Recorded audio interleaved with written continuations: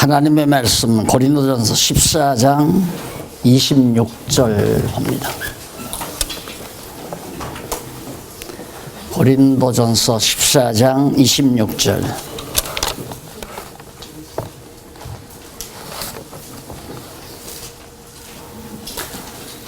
봉독합니다.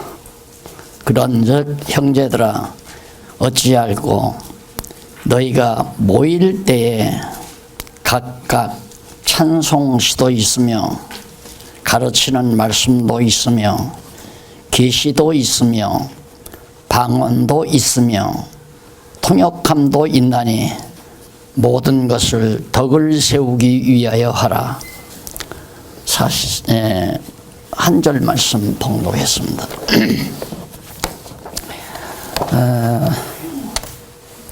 오늘 제가 말씀드리고자 하는 것은 여기 세워져가는 그리스도의 몸된 교회인데, 이것은 지금 우리 현장을, 우리 지금 살고 있는 현실을 주제로 삼은 거거든요.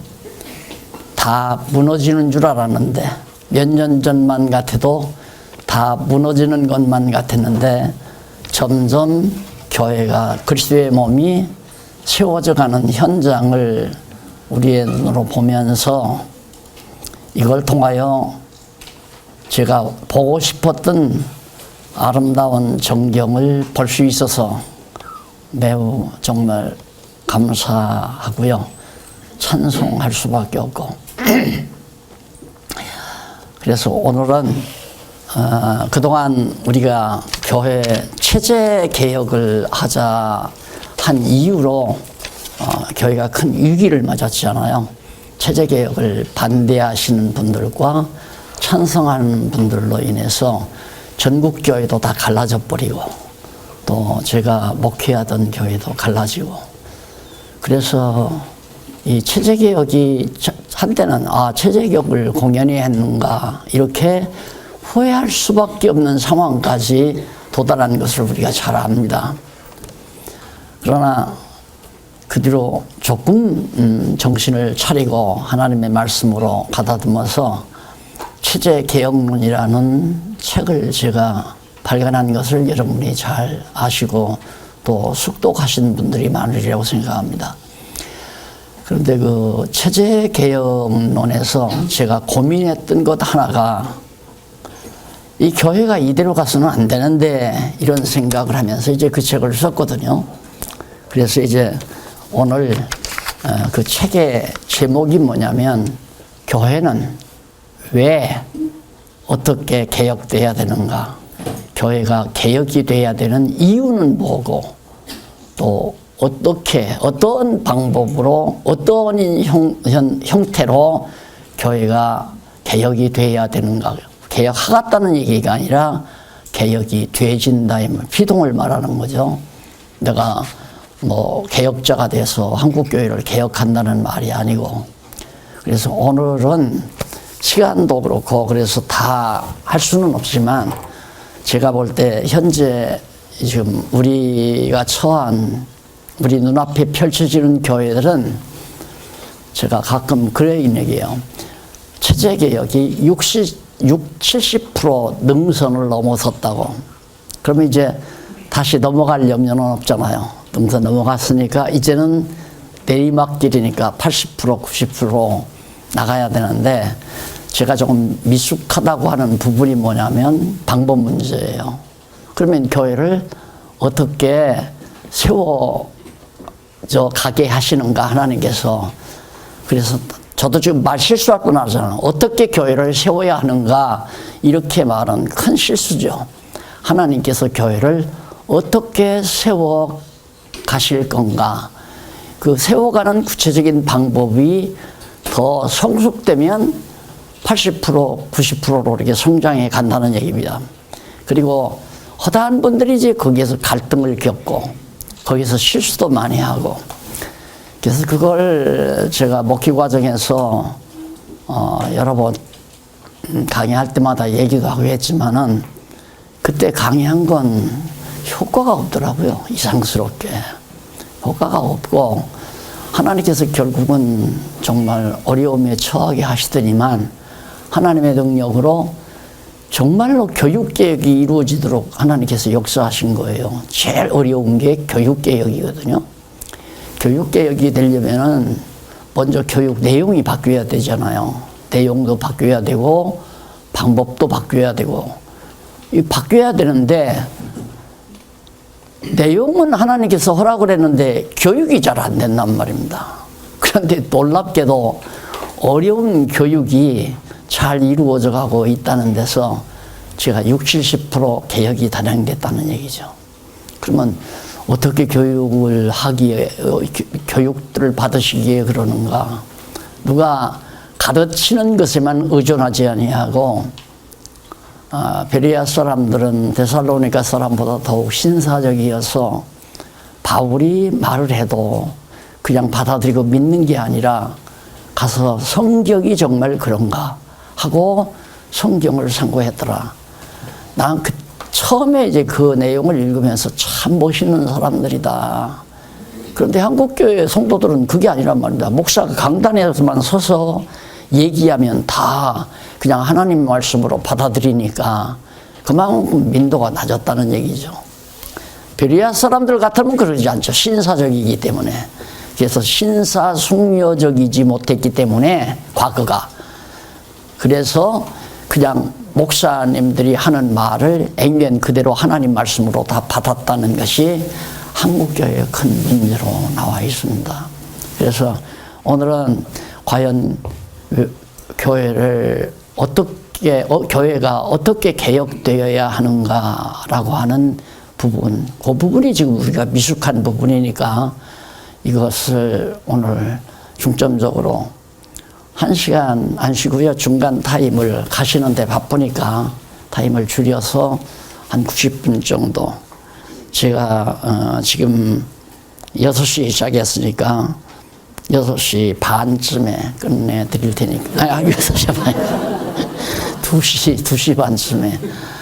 그렇게 끝내면 가시는데 크게 시장은 없을 겁니다. 어떻게 개혁되어야 하는가? 이게 명제죠. 그럼 이제 서론에서 말씀드리고 또 본론적으로 말씀을 드리고 그리고 결론 맺어드리려고 생각을 합니다. 서론에서는 1차적으로 문제의식이죠. 문제의식. 교회가 개혁돼야 된다는 것은 어떤 문제가 있기 때문에 교회가 개혁이 돼야 되거든요. 그런데 우리가 교회 개혁을 통해서 하다가 보면 어떤 반론이 제기되냐면 저 사람들은 무교회주의다. 무교회. 교회를 무시하는 사람들이다. 무교회주의. 무교회주의자들이다. 이런 비난을 나도 많이 들었어요. 또 과거에 같이 일하던 분들도 그렇게 우리를 비난하고 저 사람들은 무교회주의자다. 왜? 예배도 없고 또 목사도 무시해버리고 이런 등등 얘기하면서 그냥 성경 공부만 하면 된다. 그러니까 무교회주의다. 그러니까 전통적으로 건물 지어놓고 주일날 11시에 예배를 하나님 앞에 예배를 드리고 그게 딱 전통적으로 관습적으로 쪼들어 있잖아요. 그런 문제가 있어요. 그래서 이런 문제의식에서 이제 교회 개혁이라고 하는 방법을 구체적으로 좀 소상하게 말씀을 드리려고 하니까 특히 여기 참석하신 여러분들께서 이 강의를 그냥 듣기만 하셔도 알 거예요. 꼭 필요한 건 메모하시면 좋고요. 그래서 하도 읽을 거리도 많아서 자꾸 이런 말 들으면 또 골치 아파 하실 거니까 안 만들고 제가 그냥 알아듣기 가볍게 그렇게 말씀을 드리려고 합니다. 그 다음에 이제 이게 이제 무교회주의고 그러다 보니까 결국은 이제 서론에서 문제의식이 뭐고, 그리고 무교회주의에 대한 그런 반론에 대한 이런 문제의식 때문에 우리가 교회 개혁을 정확하게 해야 되는 결과가 된다, 그런 얘기예요. 그래서 그게 문제의식으로 나와서, 죄송합니다. 여기서 문제의식은 이제 첫째가 인본주의 교회, 두 번째가 이제 무교회주의, 그 다음 이제 이 서론에서 두 번째가 뭐냐면 중요성입니다. 교회개혁의 중요성. 왜 교회개혁이 중요한가? 첫째는 교회개혁이 꼭 필요하고 중요한 것은 진리수호와 전승에 의해서, 교회란 진리를 수호하고 전승해야 되잖아요, 교회가. 그러니까 지금 현대 교회는 진리를 수호하고 전승하는 게 아니라 그냥 세류에 다 빠져들어가거든요. 세상 학문에, 또 일반 세속적인 사상과 주의, 그런 것들에 그냥 영합해서 교회가 도리어 변질을 해가니까, 그러니까 반드시 이제 교회 개혁이 아주 중요하다, 굉장히 중요하다. 그리고 두 번째는 중요성이라고 하는 것은 우리가 진리 수호를 통해서 이 땅 위에서 정말 우리 모두가 다 하나님 백성으로, 천국 백성으로 감사와 찬송, 그리고 올바른 기도, 이런 등등의 삶을 위해서라도 올바르게 정말 교회는 개혁이 돼야 된다, 이런 것이 이제 하나의 서론적으로 문제의식이 됩니다. 그러면 나머지 본론은 그때 가서 설명할 때 말씀을 드리도록 하고요. 결론도 그렇고 칠판이 적으니까. 그러면 인본주의 교회라고 하는 것은, 제가 강의를 할 때 절대 선입견 갖지 마십시오. 이 강의는 나를 향해서 하는 얘기로구나. 강의할 때 다 그런 생각을 많이 하더라고요. 근데 그렇게 전혀 아니에요. 전혀 아니고, 우리가 인본주의 교회라고 하는 것은 지금까지 전통교회가 전부 인본주의 교회란 말입니다. 사람이 교회를 세워요. 인간이 세워요. 그러니까 돈만 있으면 교회를 세우는 거예요. 그리고 목사의 자격증만 있으면 교회를 세우는 거고, 그리고 교회를 어떻게 세우는가? 돈 가지고 건물을 마련해 놓고, 친척이라도 친구들이라도 다만 10여 명 모아놓고 주일날 예배드리면 교회 아니에요. 그렇죠? 그걸 교회라고 지금 우리들이 다 알고 지나왔단 말입니다. 그러니까 이게 사람이 짓는, 사람이 세우는 교회죠. 그러다 보니까 세워놓고는 이제 교회가 아주 재산이 많고, 정말 이권이 많게 되면 결국 그거 가지고 노예에서 싸움 일어나고 총회에서 싸움 일어나고 결국은 부정부패를 하게 되고, 그래서 한국교회가 지금, 한국교회뿐만 아니라 서구교회도 다 잠들어 버리고 지금 시들어져 가고 있단 말입니다. 그래서 사람이 교회를 세우는 게 아니라는 걸 우리가 알잖아요. 왜냐하면 예수님께서 내가 하늘로 가서 성령을 보낸다. 그러면 너희가 성령의 능력을 받고 예루살렘과 유다와 사마리아에 이르러 다 복음을 증거하면, 그때 이제 예수님께서 예수가 그리스도라는 반석 위에 내가 교회를 세우겠다 베드로에게 약속했잖아요. 그러니까 교회는 누가 세우냐면 하나님의 여기신 성령이 오셔서 교회를 세우는 거란 말입니다. 이것을 제가 확인하고 보고 싶은 거예요. 이게 제가 보고 싶다라고 한 것은 바로 그런 교회. 사람이 세우지 않고 자기 마음에 드는 사람 목사 한 수 해주고, 자기 마음에 드는 사람을 장로 한 수 해주고, 자기 마음에 드는 사람은 권사시켜주고, 그게 아니란 얘기예요. 근데 과거부터 전부 그래 왔으니까. 그래서 제가 지금 머리가 약간 아파요. 왜 그러냐면 전 시간에 우리 박홍기 교수님이 내 뇌리 속에 들어가지고 얼마나 후비고 돌아다니셨는지 말이가지. 내가 강의를 들으면서 야, 어떻게 저렇게 내 뇌리 속에 파고 들어와서 두더지가 땅 파고 돌아다니듯이 내 뇌리를 다 휘비고 돌아다니더라고요.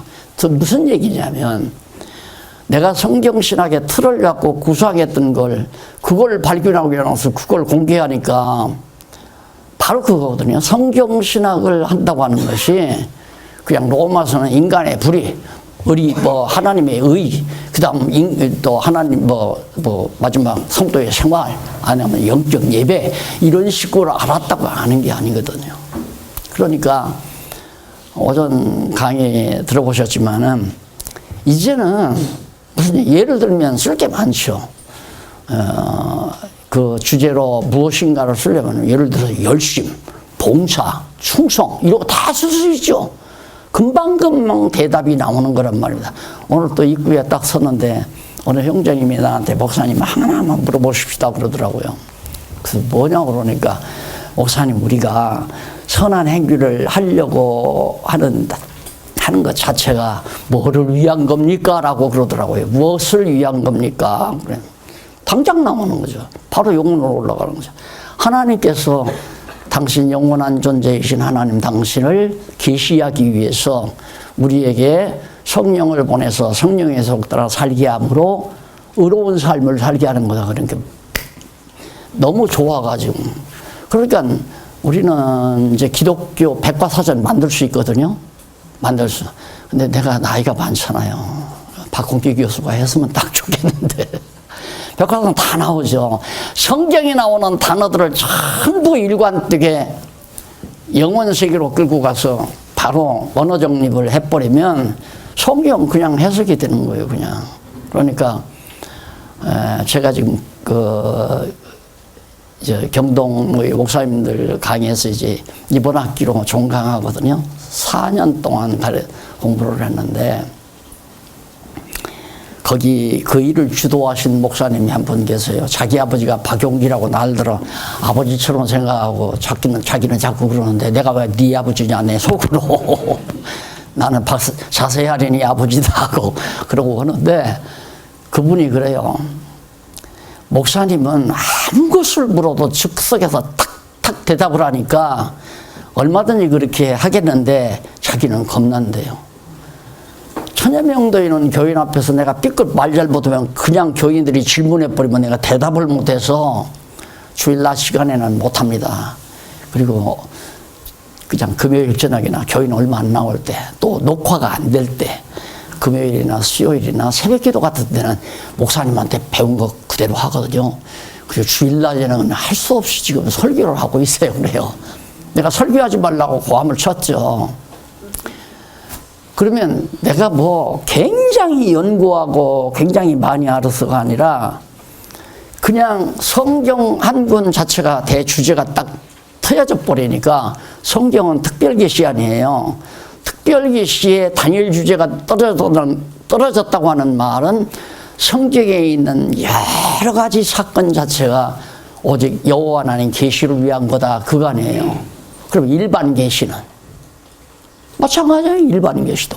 그러니까 오늘 박 교수님 통합학문 얘기하죠. 쉬워요. 간단하게. 일반 계시가 이 세상의 모든 물리라든가 역사라든가 이게 속한 건데 그런 학문도 바로 여호와 하나님 계시를 위한 모든 학문이니까 그런 측면에서 그냥 정리를 하면 세속적인 학문의 용어만 알면 얼마든지 기독교 식물학, 기독교 생물학, 기독교 과학 뭐 다 나올 수 있죠. 전부가 다. 근데 내가 그런 분야에 전공을 안 했기 때문에 용어를 몰라서 그러는 거죠. 그러나 성경에 대한 어떤 문제, 뭐 징계는 뭐고 징벌은 뭡니까? 라고 그냥 촉촉촉촉 그냥 나오는 이유가 바로 영원전 하나님께서 정하신 작정하신 뜻을 계시하기 위해서 했다고 하는 성경신학의 대틀 이게 정리가 되니까 뭐 구체적으로 가만히 있어 조금만 나 좀 생각 좀 해보고요. 그게 아니죠. 그러니까 우리 박홍기 교수가 나를 살살 약을 올려가지고 자꾸 책을 쓰게 만들어요. 내가 안 말려들기를 들려고 노력을 하지만은 가만히 보고 이게 좋으니까 자꾸 날 쓰게 만드는 거거든요. 근데 쓰는 데까지도 써야죠. 그래서 여러분, 인본주의 교회로서는 교회가 안 돼요. 인본주의 교회는 뭐냐면 토막토막 뭐 충성이란 뭔가, 봉사란 뭔가, 열심이란 뭔가 이런 거 다 해서 설명해가지고 자기에게 유익한 대로 자기가 하고자 하는 목표를 달성하기 위해서 계속 주입을 시키는 거란 말입니다.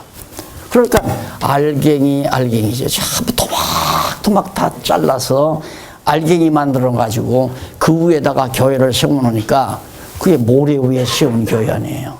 모래 위에 세운 교회니까 무너져 버리는 거죠. 그런데 우리는 그냥 반석이에요, 진짜. 그냥 큰 반석, 완전한 반석. 그러니까 무너나지를 않죠. 그 위에다가 교회를 세워놓으면. 성경 전체가 하나의 주제라면, 특별계시가 하나의 주제라면, 일반계시도 하나의 주제, 똑같은 주제 같다 이 말입니다. 특별계시도 여호와 하나님 살아계심을 계시하기 위해서, 일반계시도 여호와 하나님 살아계시기 위해서. 그래서 바로 여호와 하나님 계시하기 위해서 지금 2권이 며칠 전에 나왔거든요. 근데 우리 박홍기 교수님이 이거 잘 나와야 된다고 교정도 좀 도와주시고, 또 그리고 여기 정말 하나님 섭리 놀랍죠. 제가 히브리어 헬라어를 전공을 안 하고 그냥 학교 다니면서 평이하게 그냥 학점 따서 졸업했기 때문에 사전이나 좀 볼 줄 알지 전문가가 아니란 말입니다. 사전 보고 이제 설명을 했는데 내 설명이 전문적일 수가 없잖아요. 그러니까 박홍기 교수는 은근히 저 박 목사님 실력으로 언어학, 어학을 분석을 했는데 항상 그게 깨림했던 것 같아요. 그러다가 마침 어학 전공하신 목사님만 분이 어떻게 찾아오셨어요. 그러면 두 분이서 열심으로 연구해가지고 여기 나온 모든 언어 분석은 두 분이서 만들어서 한 대로 다시 교체를 했어요. 뭐 내용이 크게 바뀐 건 아니지만 전문적인 학문적, 언어학적 용어를 써가면서 아무리 박사들이 봐도 손색이 없는 그런 언어 분석을 해가지고 다시 써올리게 됐어요. 이게 합작이죠, 어떻게 보면. 그래서 정말 하나하나 인본주의적인 색채를 전부 다 제거해야 되거든요. 그걸 제거하려면 이제 본론에 가서 어떻게 해야 된다는 거, 본론에서는 이제 개혁의 원리, 개혁 원리. 그 다음 두 번째는 개혁의 실제.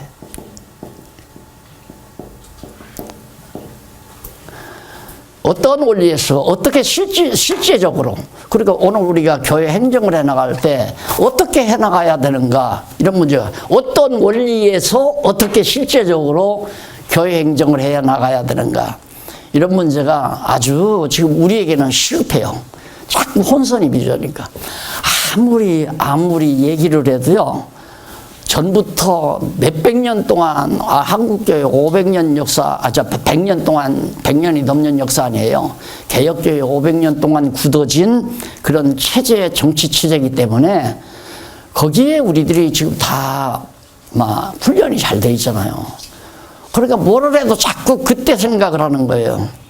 그래서 실제 문제를 자세하게 말씀을 드려서 이번 한 번으로 끝내시고, 목표를 우리는 성령께서 지금 이렇게 개혁을 해나가시거든요. 개혁을 해나가서 오늘 또 지금 우리가 제가 이렇게 개혁하는 것도, 이렇게 강의를 하는 것도 하나님께서 이런 기회를 주셔서 지금 여러 가지로 갈등을 겪고 오해를 하고 이런 문제들이 풀려나기 위해서 지금 하나님께서 좋은 기회를 준 거 아닙니까? 그래서 구체적으로 교육의 실제 문제 다루고 결론을 맺어가려고 그렇게 생각을 합니다. 자, 아까도 말씀드렸지만 인본주의 교회 바뀌어야 돼. 교황주의도 그래요. 교황이 다 로만 가톨릭 교황이 다 주관해서. 그리고 개신교도 마찬가지. 개신교. 이 개신교도 목사가 교회를 다 주관하잖아요. 목사 전부. 목사 마음대로 왜?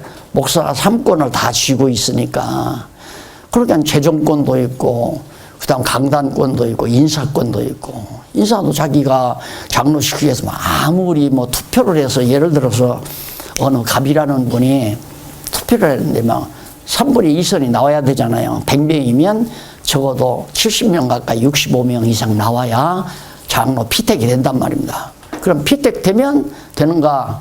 피택되면 어떻게 하느냐면 시험 봐야 하잖아요. 피택돼 시험 보면 시험관들이 이제 노예에서 시험관이 나와서 시험 보잖아요. 그럼 노예원들에게 저 사람은 안 돼. 아주 가끔 가다가 내 속을 긁는다고.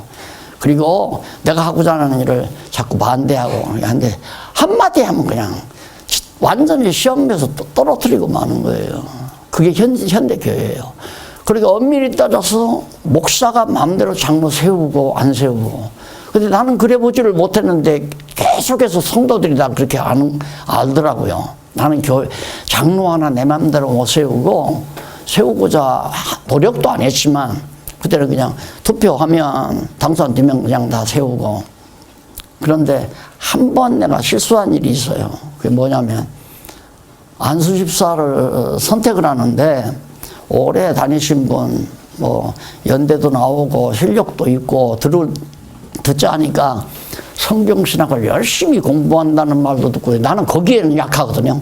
성경신학을 열심히 공부한다 그러니까 마음이 약해져가지고, 마침 그분이 외국 출장을 갔는데 투표하는데 누구인지 모르는 거예요. 성도들이 다. 그 누구지?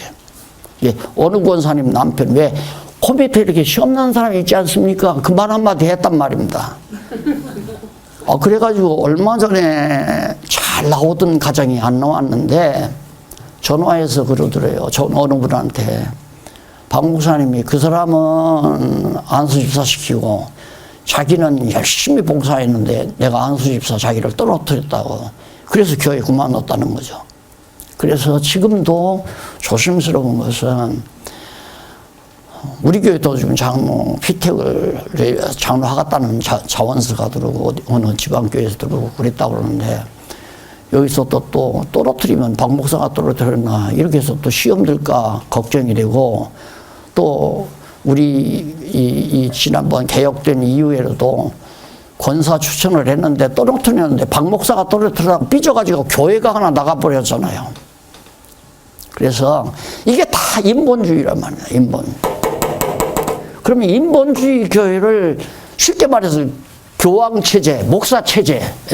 그러니까 교황이 되기까지 어떻게 됐냐면, 처음에 사도 아니에요?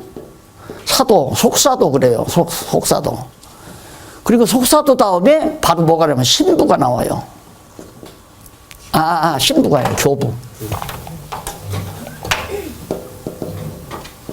교부란 말은 이 교회라고 할 때 교회의 아버지다 이 말이죠. 그러니까 신부가 교회 아버지란 얘기예요. 그러다 교회 아버지는 교부 해놓고는 그 다음에 신부 나와요. 신부는 신의 아버지다 이거예요. 신적인 아버지. 신과 같은 아버지다. 그러니까 이게 이제 로만 캐토릭의 교황주의인데, 이런 교회 체제로 1000년이 넘게 이끌어 왔잖아요. 그런데 15세기에 종교개혁을 일으켰는데 어떻게 교회가 개혁돼야 되는가, 그게 부족했던 거예요. 그냥 성경적이 아니다라는데 거기에 이제 반기를 들고 개혁을 했는데 어떻게를 해결을 못한 거예요. 그럼 교회 정치를 어떻게 해야 되나, 이게 정리가 안 되니까 비스무리하게, 여기는 교황은 전 세계 혼자 다 차지하지만은 개신교는 그냥 지역 지교회에 세워서 지교회의 당회장으로 세우면 된다. 당회장이 바로 교회 어른이란 얘기예요. 제일 우두머리라. 똑같은 개념 아니에요? 그걸 갈기갈기 개교회로 다 찢어놓은 것 뿐이지. 그러니까 너나 할 것이 전부 인본주의라 이거예요.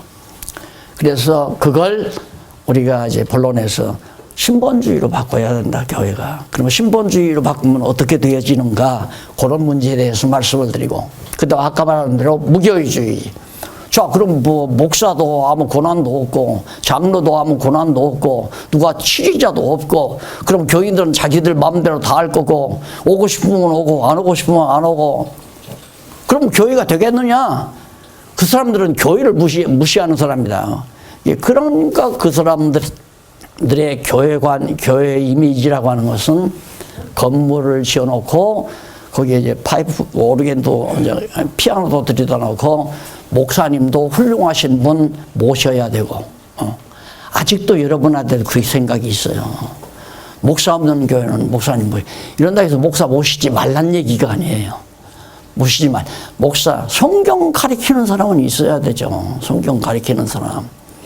그 대신 성경을 전적으로 연구해서 가리키려면 교회가 그걸 그만큼 전적으로 일하도록 부담할 각오는 가져야 돼요. 그거 이따가 다 얘기하겠지만. 그래서 무교회주의가 왜 위험하냐면 일본 교회가 부패했어요. 굉장히 부패하니까 하천푸원 씨라는 분이 이제 좀 똑똑했던가 봐요. 성경을 좀 알고. 나도 그분 책을 좀 많이 읽었는데 이분이 교회 가지 말아라. 왜? 교회가 다 부패해버렸으니까. 그러니까 교회 다 없어져야 한다. 다 각자 집에서 공부해라. 그냥 집에서 성경만 공부하고 절대 교회에 다 하고. 그래서 일본 교회가 다 물러난 거예요. 그러니 성경을 올바로 가르쳐서 공부를 했다면 그렇게 안 되죠. 근데 자기도 성경을 잘 몰라가지고 엉터리로 정리가 안 된 상태에서 남보다 조금 부패한 잘못된 것을 지적하면서 해놓은 책을 가지고 공부해가지고 그게 되느냐 이거예요. 안 되죠. 살아있는 말씀이 아니고 우리 안에서 운동력이 안 일어나잖아요. 그래서 일본 교회가 다 불어나가지고 하천풍원씨 하면 무교회주의자. 우리나라에서는 함석헌 옹이라고 있죠. 함석헌 씨. 그 양반도 이제 거기에 영향을 받아 무교회주의자네요. 그래, 무교회주의는 이거 아주 미숙한 잘못된 사상이죠. 뭔가 성경을 잘 모르고 했던 미숙한 상태에서. 그러니까 우리는 무교회주의가 안 되려면 어떻게를 바로 알아야 되잖아요. 지금도 이런 경우예요. 뭐 꼭 여기 여기 대전에 꼭 와야 되나? 장로가 됐는데도 안 와. 권사가 됐는데도 안 와. 일반 성도들도 오는데, 집사도 오는데, 장로 권사가 안 와. 왜? 무교회주의는 같은 거예요. 나 가고 싶은데 가고 가기 싫으면 안 나가고. 예? 그 교회 또 나가고 싶은데 나가고 나가기 싫으면 말고. 이 말이 꼭 나오란 말이 아니거든요. 꼭 나오란 말. 이 착각하면 안 돼요. 내가 뭘 어떻게 하라고 강조하기 위해서가 아니라 성경은 이렇습니다라고 객관성 있게 소개해 드릴 거니까 그 말씀을 듣고 옳다라고 생각하면 우리 스스로의 잘못된 생각을 고쳐나가실 거고 내가 고칠 수는 없잖아요. 이제 고치는 방법도 여기 실제에서 다 나오니까. 자, 그러니까 무교회주의 이거 매우 고약한 겁니다. 그 다음에 얼마나 중요하냐. 진리를 수호하고 전승해야 하는 것이 교회인데 이렇게 무교회주의자가 되고 인본주의 신학이 돼버리면 완전히 로마 교황처럼 세계 정복을 하는 거예요. 그러니까 세계 선교를 한다 하는 건 뭐냐면 우리 교회의 지교회를 중국에도 세우고 우리 교회 지교회를 인도에도 세우고 우리 교회 지교회를 필리핀에도 일본에도 세우자. 그러면서 나는 세계가 나의 교구다. 그 감리교 목사, 감리교 창설자가 그런 얘기 했거든요. 세계를 자기 품 안에 놓고 교회를 세워나가서 주관하고 다스리겠다. 똑같은 생각이에요. 그게 성경에서 올바른 방법을 모르니까.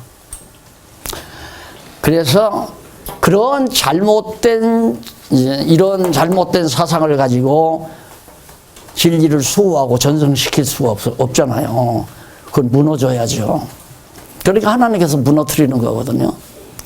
그 다음에 정말 왜 올바른 교회가 서지면 감사가 있고 찬송이 있고 오늘 갑자기 그전에는 하더면 오늘 남자 우리 중창단인가 나와서 강의하더라고요. 근데 순서지 보니까 또 여기 오신 목사님들이 특송을 한대요. 내가 깜짝 놀라서 목사님들 안 해요. 예, 점점 빼느라고 안 한다고요. 그런데 여기 오신 목사님들 특송한다고 해서 이거 안 해요.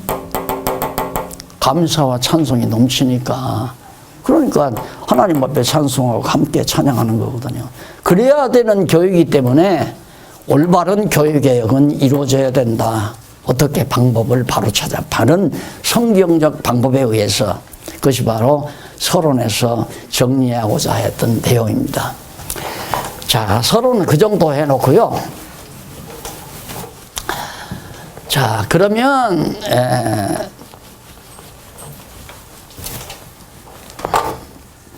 개혁의 원리. 첫째, 개혁의 원리. 주관을 누가 하시는가? 교회 개혁의 주관을 누가 하시는가? 다 하시잖아요. 성령이 하세요. 성령께서. 교회 세우시는 분도 성령이시고 교회를 주관하시는 분도 성령이시고. 왜? 머리가 그리스도이시기 때문에 그리스도께서 자기의 영이신 성령을 통하여 이 교회 개혁을 주관해 가는 거란 말입니다. 그러니까 우리가 교회 개혁하는 게 아니에요. 내가 하는 것도 아니고 어느 열심히 있는 장모님이 하는 것도 아니고 우리는 그냥 성령께서 깨닫게 하신 성경이 이렇습니다라고 가리키면 끝나는 거죠. 그 다음 두 번째는 뭘로? 도구. 성경이죠. 성경. 성경을 통해, 그러니까 성령께서 성경을 통하여 교회 개혁을 해 나가신다. 그러면 대상은 뭐냐? 대상은 바로 그리스도의 몸된 교회를 개혁하는 거니까 교회가 대상이지. 대상. 개혁 대상, 교회. 성령께서 성경을 통하여 개혁한다. 교회를 개혁한다. 이 얘기는 이게 원리예요. 그런데 여기 이제 아까 서론에서 말씀드렸죠. 전통적인 교회는 성경을 몰랐잖아요. 성경이 무슨 뜻인지 잘 몰랐단 말입니다. 그러니까 성경을 모르기 때문에 자기의 어떤 도덕관, 자기의 철학, 자기의 어떤 인생관 이런 것들을 다 얼버무려서 하나님 말씀이라고 강단에서 지금도 외치고 있단 말입니다. 지금도 계속해서.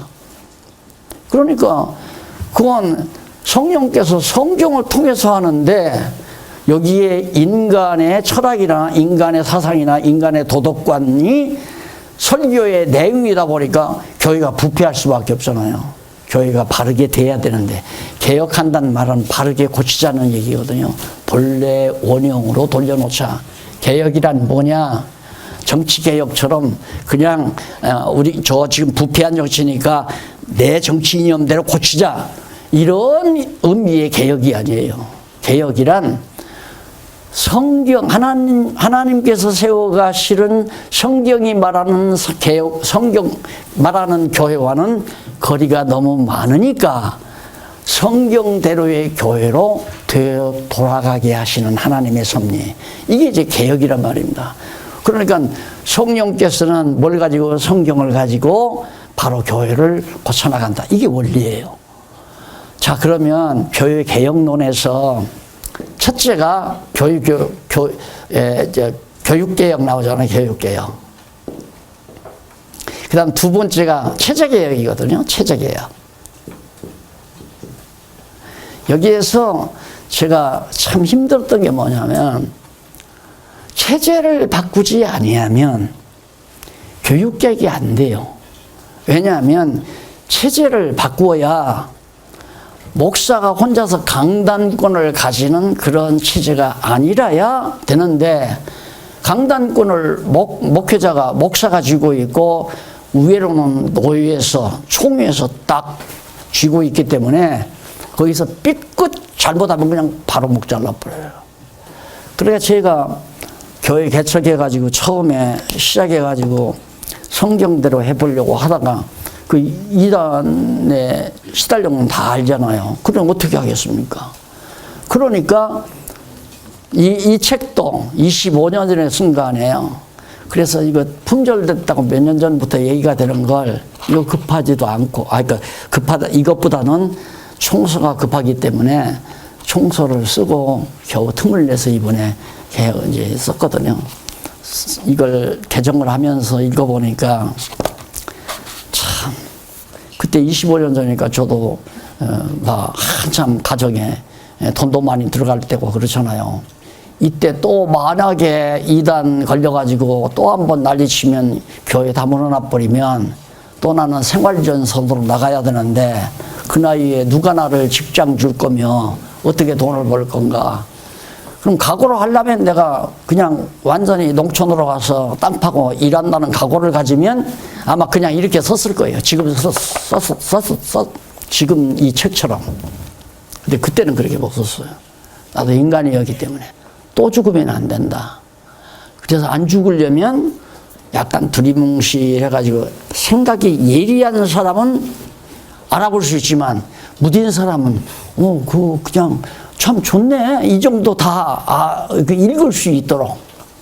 그런데 어느 선배 목사님이 이 책을 보더니만 그러더라고요. 박 목사, 왜 무슨 말씀이세요? 그랬더니 박 목사는 남들이 전혀 생각지 않는 일을 무엇 때문에 자꾸만 건드려가지고 그렇게 정을 맞느냐, 왜 자꾸 정을 맞느냐. 다 잘, 11조 잘 내고, 예배 잘 드리고 그러는데 예배는 아닌 것처럼 이렇게 써놓으면, 다 목사들이 당신 죽이려고 하지, 안 죽이려고 하겠느냐. 그래서 내가 들으면서, 참, 선배님, 옳은 말씀은 옳은 말씀인데, 뭘 좀 알고는 얘기 안 할 수가 없으니까 그렇게 합니다. 그러니까, 장하기는 장하다고 그래요. 날더러. 참 장하다고. 박 목사 좀 장해. 다른 사람은 전혀 관심 없는 거 다 건든다 이거죠. 그럴 수밖에 없잖아요.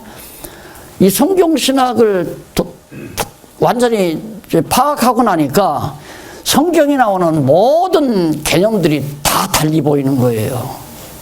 그러니까 40개나 썼잖아요. 그때 가다가 중요한 단어가 있으면 그걸 또 써놔서 이 신문에 다 낸 거거든요. 그때 크리스천 신문에다가. 그러니까 하나님께서 그러한 기회를 주고 여건을 주어서 이걸 쓴 거란 말입니다. 이번에 써놓고는 이 마지막 원고 이제 편집 딱 해서 이거 편집하고 교정 보려면 한 2달 이상 전문가하고 이렇게 교류하고 또 내가 또 좀 고치면 또 교정팀에 넘어가서 또 교정을 봐야 되고 아무리 빨라도 2달 이상. 지난번에 이제 1권이나 지방의원 개론 나오는 것은 서너 달 걸려요. 그 편집하고 이 교정 보는 작업들이. 나도 쓰는 건 더 말할 것도 없고 오래 많이 걸리고요. 그러니까 그때 들어가는 경비가 많죠. 그때 들어가는. 그래서 이제 출판 이 돈이 출판하는 인쇄하고 제본하는 건 그죠. 이 책이 이것도 그래요. 이것도 인쇄하고 제본하는 건 한 500만 원 남짓이에요. 500만 원, 그렇죠. 한 500. 그러면 거기에 이제 이 작아도 거의 한두 달 노력을 해야 한단 말입니다.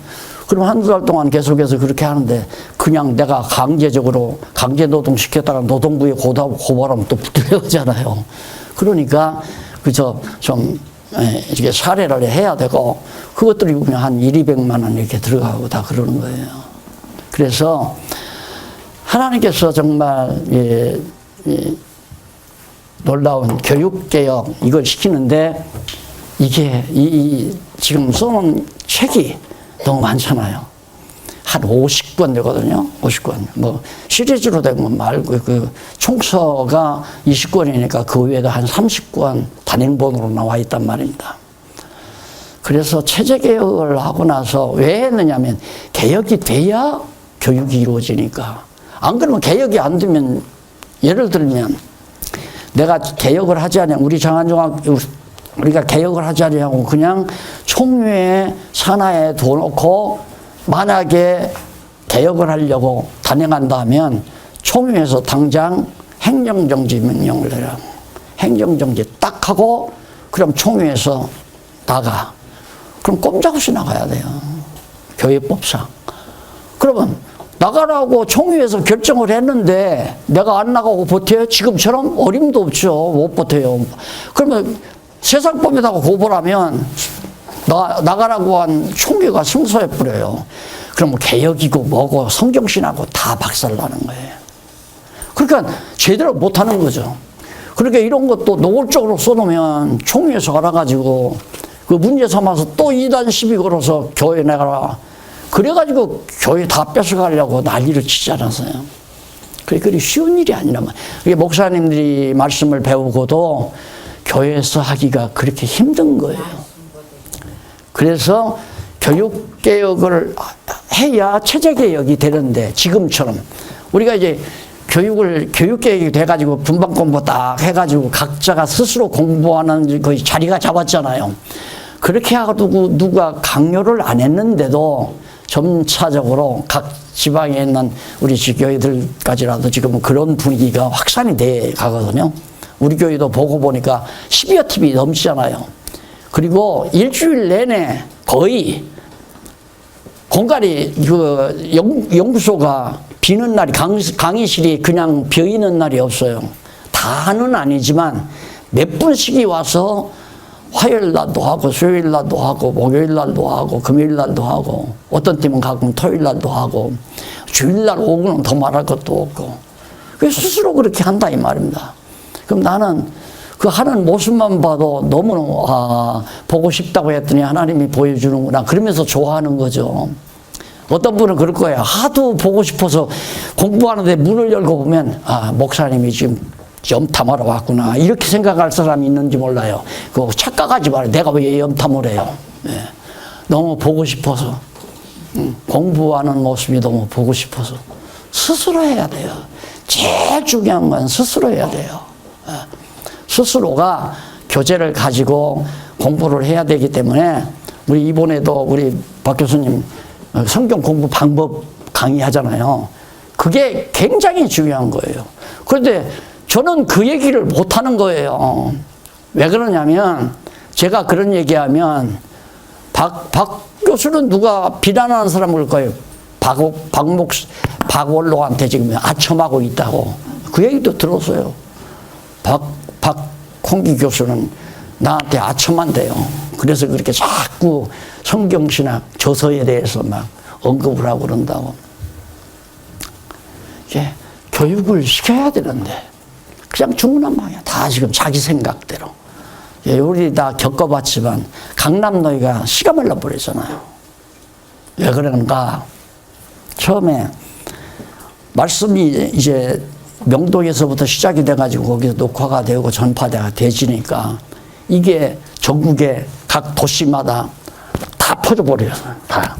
그래서 거기서 그거 테이프를 가지고 5가정 모이고 3가정 모이고 10가정 모이고 이렇게 모여서 공부하다가 일반 교회로 못 가게 생겼으니까 도저히 일반 교회로 출석을 못 하겠다 이거예요. 그러니 지도자를 좀 보내주세요. 목회자를 보내달라 이거예요. 그러니까 그때만 해도 내가 체제 개혁에 대한 이런 것보다도 어떻게든지 제도권 안에서 좀 바르게 해보려고 노력을 하는 판이라 그럼 보내죠. 그래가지고 이제 뭐 주일학교 교사도 보내고 부자 같은 사람도 보내고 집사도 보내고 그렇게 해서 군소신학에서 한 6개월, 1년 그렇게 신학 맞춰가지고 목사도 덜컥덜컥 해서 목사 시키는데, 보낼 때 내가 누누이 얘기했어요. 집사님 가고 싶어? 여기 이런 일인데요.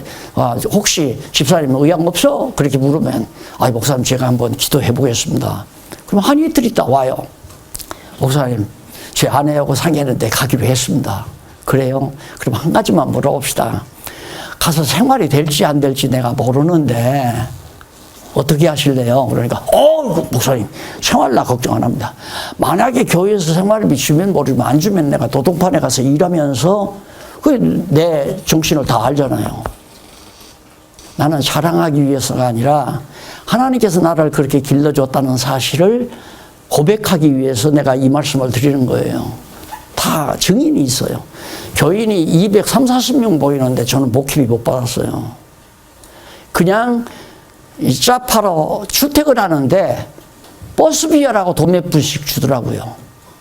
그 생활을 못 하는 거죠. 그래도 달란 말을 한마디도 못 했어요.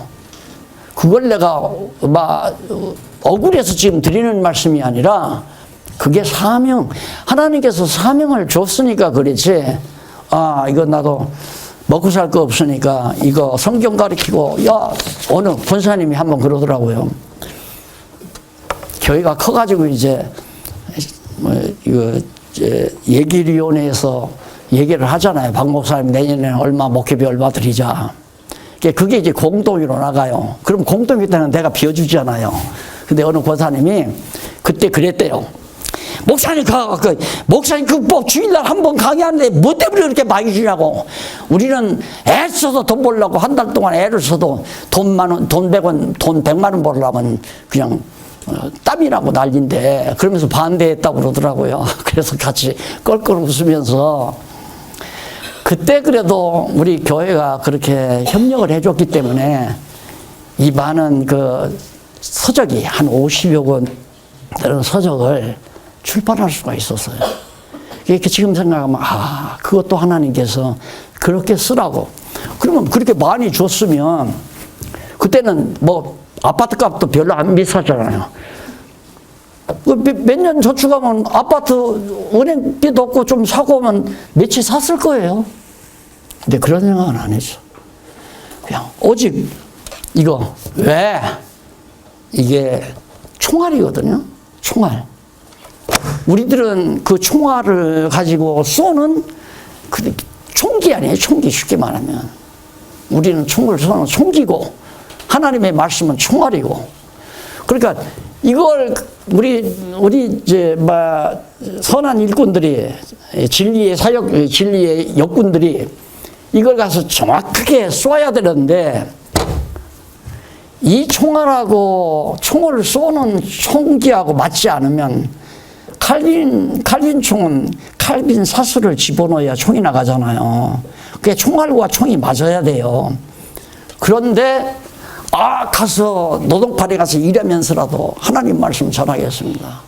그러니까 그걸 다 믿고 다 내가 뭐 노예에서 안수한 사람에게 다 안수해서 세웠어요. 없잖아요, 지금. 예? 근데 그건 사람이, 아까도 말했지만 서론에 인본주의적인 생각에 의해서 다 만들어 놓은 거란 말이에요. 그렇게 만들어 놓으니까 이제는 노예가 점점 노예의 자금이 돌아가고 몇백만 원씩 돌아가고 하니까 그거 가지고 이제 암투가 벌어지고 난리가 나더라고요. 그래서 교회 내가 그래 할 때 돈 모아놓지 말라. 돈 모아놓으면 먼저 뭐가 아느냐면 사단이 알아요. 사단이 어떻게 하느냐면, 인간은 돈과 하나님을 겸해서 못 섬기기 때문에 돈으로 유혹하면 백발백중 하나님 저버린다. 이걸 사단이 알잖아요. 그래서 예수님도 돈과 하나님을 겸해서 섬길 수 있다고 성경도 그렇게 말씀하죠. 그래서 돈을 모아놓으면 그건 당연히 편안한 말로는 시험에 드는 거고요. 예? 그래서 그렇게 해서 전부 다 보내가지고 열심히 글을 써서 신문에 내주고 테이프를 제작해서 듣고 이제 이랬는데, 얼마쯤 되니까 이제 체제개혁을 했잖아요. 체제개혁을 딱 하고서 보니까, 이 사슬을 이렇게 다 만들어 놨으면 사슬을 써야 되잖아요. 근데 그게 아니야. 그래서 어떻게 우리 그 교재 가지고 공부시키기로 했다니, 공부하는데 어떻게 교재가 없이 공부를 하느냐 이 말이에요. 성경은 봐도 모르잖아요. 예? 그러니까 교재가, 성경을 풀어 가리키는 교재가 있어야 하는데, 교재가 있는데도 교재를 사용 안 해요. 그래서 교재 사용을 하니까 우리는 그 교재 사용하면 습관이 안 돼가지고 어렵다 이거예요. 강의하기가. 그러니까 그냥 생각나는 대로 성경 읽고 내가 내 식대로 하는 게 낫다. 그런 식으로 딱 얘기를 해서 이제 문제가 발발이 된 거거든요. 그러니까 교재를 사용 안 하려고 하는 생각이 크게 작용한 거예요. 그래가지고 그 다음 이제 어떤 사건이 벌어지냐면, 아주 그냥 우리 그 강남노에 그냥 잘 돼나갈 때 어느 목사님이, 돈 좀 버는 목사님이 나한테 돈 1억을 갖다 딱 맡기더라고요. 딱 1억 돈을. 그래서 성경신학연구원 발전과 중국 선교를 위해서 써주십시오. 그리고 목적연보를 받은 거예요. 제가 개인이 받은 게 아니라 이제 대표격으로 제가 나한테 맡겨놓은 거죠. 그래서 그걸 바로 조직을 해서 그때 김창정 장로님 살아계실 때 거기다 돈을 맡겨버리는 거예요. 왜? 내가 돈 가지고 있으면 안 되니까, 또 시험에 드니까.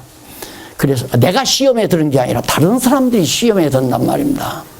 근데 그렇게 해서 딱 했는데 나중에 딱 나오기를 박 목사가 그 돈 저 돈 다 싸잡아가지고 아파트가 세 채라더라, 이런 얘기가 막 나왔잖아요. 그러니까 모든 순진한 성도들이 야, 박 목사 사기꾼이다 이렇게 샥 들어가 버려요. 그럼 오늘 이 있다는 건 나는 기적이라고 생각을 해요. 어떻게 그런 소리 듣고 이렇게 남았나. 그렇다고 해서 내가 자꾸 지금이니까 이렇게 노골적으로 얘기하지, 그때는 그런 얘기하면 아주 거짓말 얘기라고, 아주 저 사기꾼이라고 또 거기다 덧붙여요. 내가 몇 번 겪어봤잖아요. 이런 얘기를 왜 하느냐면, 그렇게 내가 가서 노동해서 일을 할 망정 나는 교인들에게 부담 안 주고, 그러고 해서 결국에는 길을 열어가지고 목사 다 만들었는데, 조금 지나니까 장안중앙교회 의사자료 딱 연초만 나오잖아요. 그거 딱 장안중앙교회 이렇게 하더라.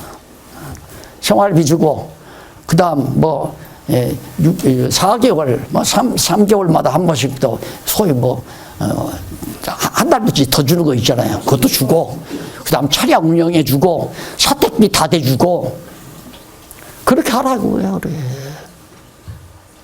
그러니까 교인들이 허리가 휘는 거죠. 이건 아니다. 그런 데서부터 문제의식이 나타나서 지금 이걸 이렇게 돼야 한다. 그럼 교육개혁부터 해야 된다. 그 해야 된다고는 했지만 그게 내 마음대로 되느냐 이거예요. 성령께서 하셨잖아요. 지금 공부 일세간에 열심히들 공부해. 이번에 포항 성진교회도 과거에는 자꾸 강의만 들었던 모양인데 이제 교재를 보다 보니까 눈이 번쩍 떠가지고 확 그 가서 전쟁에서 이겼잖아요. 1,500여 명의 성도를 거느리는 신천지 여자 목사래요. 신학까지 한 목사. 그 목사를 그냥 완전히 해고시켜드리는 정도로. 그 벌써 무장이 되잖아요. 그래서 정말 이번 모임에서 정말 내가 놀라운 것은, 하나님이 교육계획을 지금 내가 알고 있는 것보다 더 많이 시켜가는구나. 여기저기서 자꾸 공부한다 이 말이에요. 그러니까 박홍기 교수도 지금 막 몇 군데 뛰잖아요. 주일날마다. 그러다 보니까 자꾸만 의지하고 스스로 공부를 안 하고 박홍기 교수만 오기를 기다리니까 금년만 가고 내년부터 안 갈랍니다. 몇 곳에 미리 예고를 했대요. 자꾸 의지하니까. 그러니까 나도 그 얘기예요. 이제 앞으로는 이런 거 아니다. 야, 박용기 목사님 강의 들어가자. 이게 이 모임이 아니다 이 말이에요. 옛날 얘기죠. 그래서 정말 교육개혁을 하나님께서 이루어 줬기 때문에 이제 체제개혁만 이루어지면 되잖아요. 교육개혁을 통해서 성도들이 깨달으면 당연히 개혁이 되게 되어 있어요. 왜? 성령께서 성경을 깨닫게 하시면, 그래서 성령은 교수고, 그 다음 조교는 안내자, 성경 공부할 수 있는 그 조언자죠, 조언자. 그 다음 이제 교재는 성경이고, 그럼 성도들에게 바로 이제 성령께서 조교에게 전달해 준 말씀을 성도들에게 그대로 하나님 말씀을 가르치만 주면 이거 다 이루어진다 이거예요. 체제가. 그러면 체제는 어떻게 해서 이루어지는가, 체제 개혁이. 그게 이제 개혁의 실제 문제에서 나온다고 그랬잖아요. 그러면 이 원리가 왜 중요하냐면, 이게 지금 제 순서가 된 거예요. 교육 개혁이 이루어지고 체제 개혁이 이루어졌다. 그러면 교육 개혁은 이루어졌는데 우리가 교육 개혁을 지금 상당히 60% 된 거 아니에요. 아직도 공부 안 하신 분이 더 있겠지만은, 또 어르신들은 눈 아프니까 책을 못 보죠. 그러나 젊으신 분들은 책 보고 자기들이 공부를 해야 돼요. 그래, 어느 교육학 박사가 그런 얘기를 하더라고요.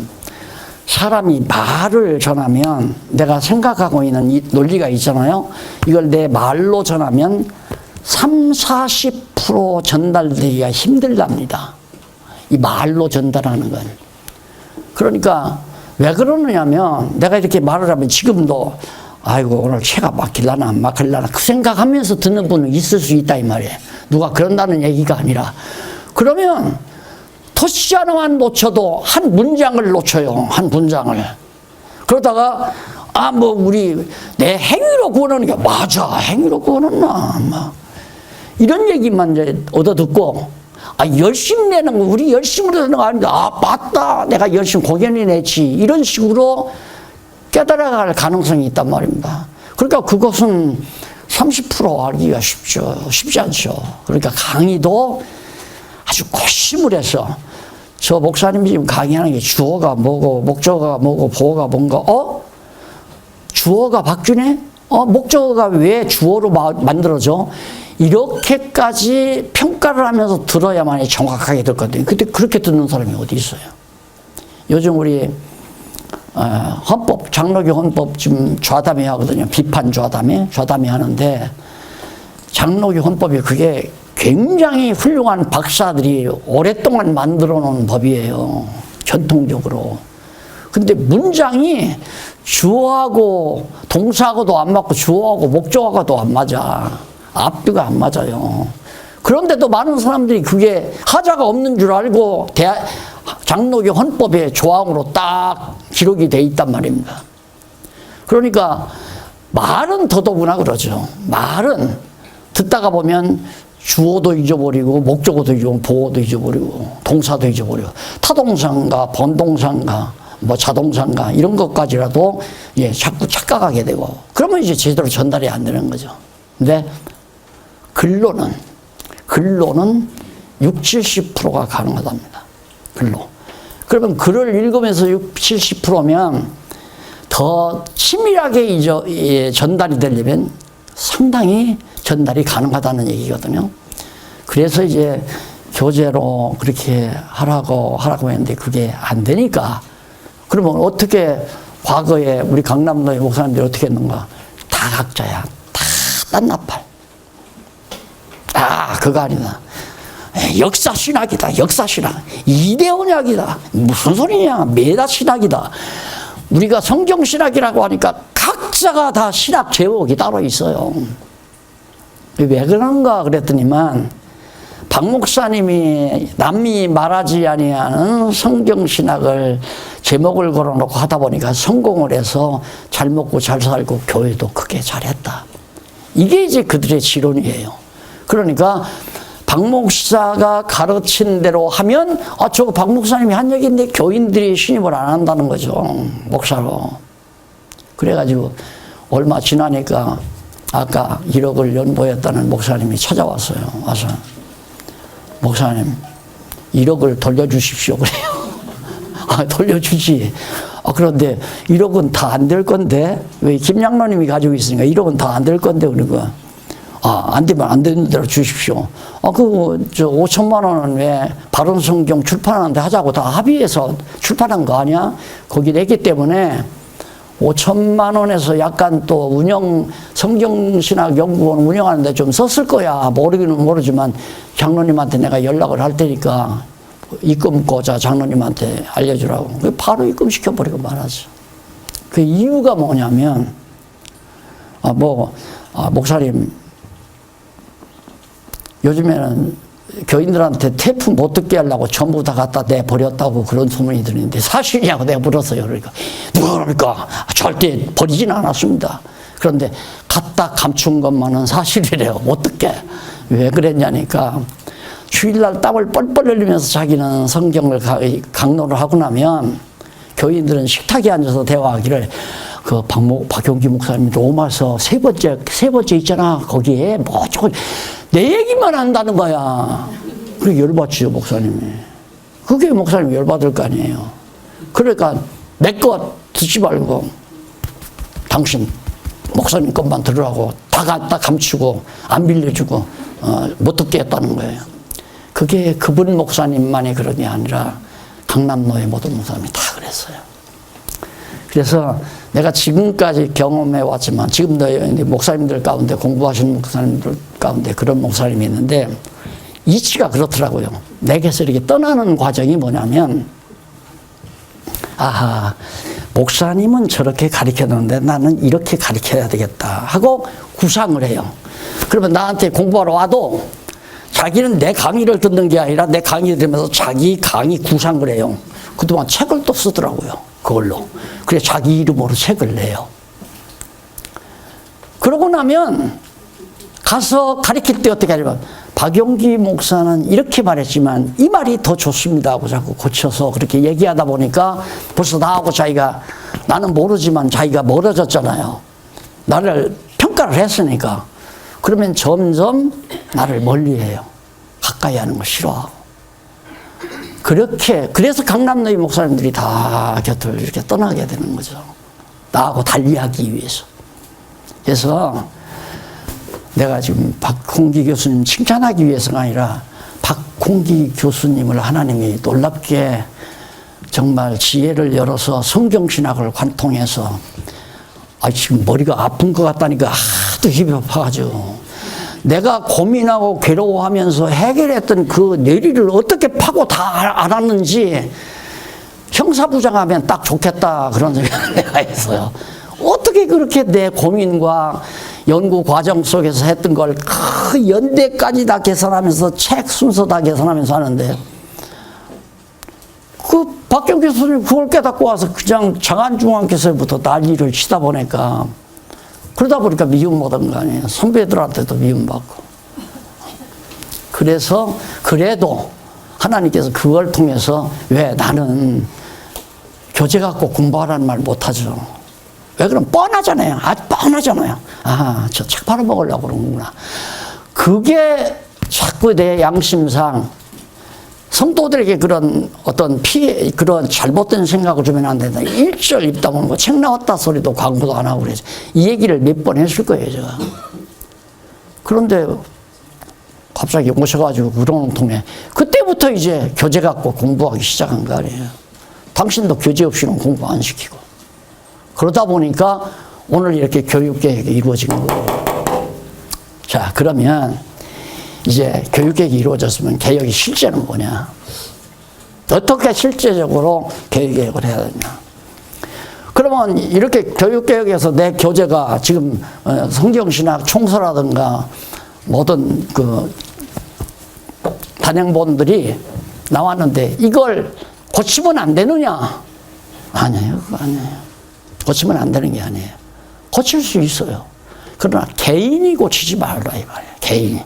개인이 고치는 것은 그건 인간적으로도 나한테 신뢰가 되는 거고 상식적으로도 그건 안 되는 거예요.